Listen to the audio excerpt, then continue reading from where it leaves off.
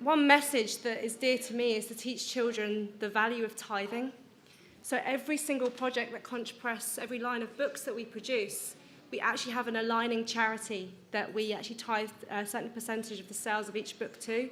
And so that's what actually goes to the conservation element that Adrian was talking about.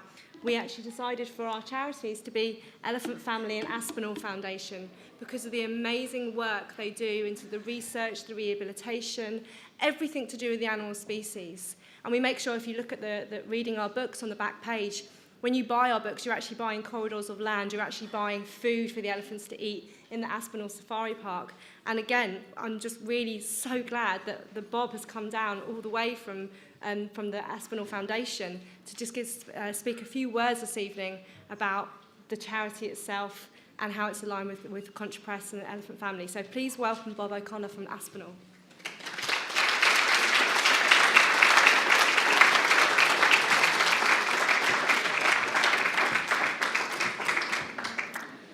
Well, good evening. I am Bob O'Connor. I'm the Managing Director of Howlett's in Port Lane Wild Animal Parks, but I'm also the Fundraising Director for the Aspinall Foundation. And we're really grateful for the Conch Press helping us with our conservation work throughout the world, because some of the things you've been talking about, or have been talked about this evening, we're doing it at the cutting edge. So yes, we have 2 parks in the UK. We have 600 acres in Port Lynn, which is just outside of Ashford. And we have another 100 acres just outside of Canterbury, which is called Howlett's.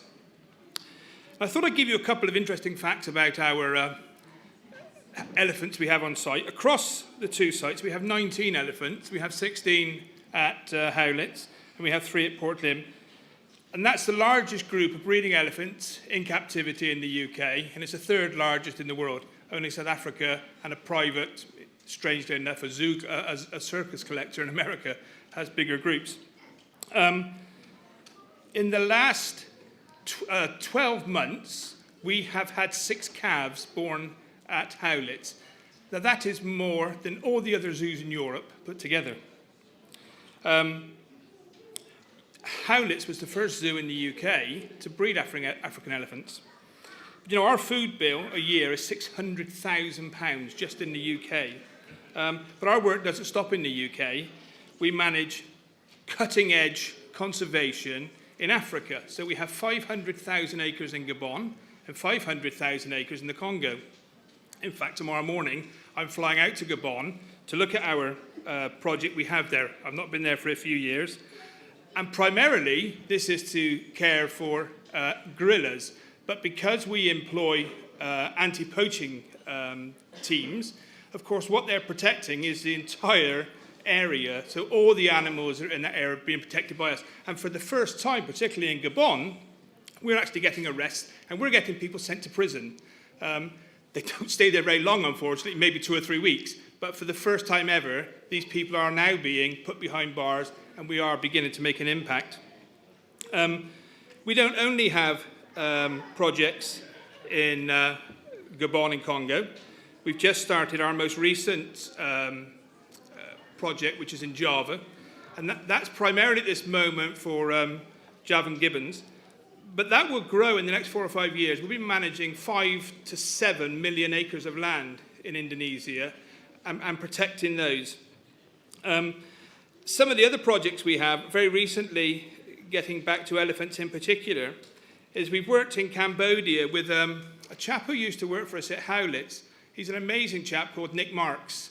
And he started off as a big cat keeper, and his relationship with big cats is stunning. But he's working with an American charity in Cambodia now, and very recently we funded the building of an enclosure for a young bull elephant that he found. Its foot had been caught in a snare and had been pulled off. So this animal was going to be in a terrible condition for the rest of its life. So we've created a prosthetic foot for him, and we built an enclosure so that this animal can have the best possible life for the rest of its life.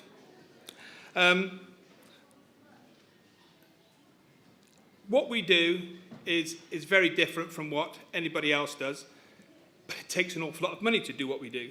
So my last message to you is, if you want to help with the work we do, go to aspinallfoundation.org. I need to raise £10 million every year to do the work that we do. And as we grow in Indonesia, it's going to be more and more and more. But we think it's important. We will find the money somehow. And if you believe in conservation, maybe there are things that you can do to help us do that. But thank you very much indeed, and thank you for Conch Press.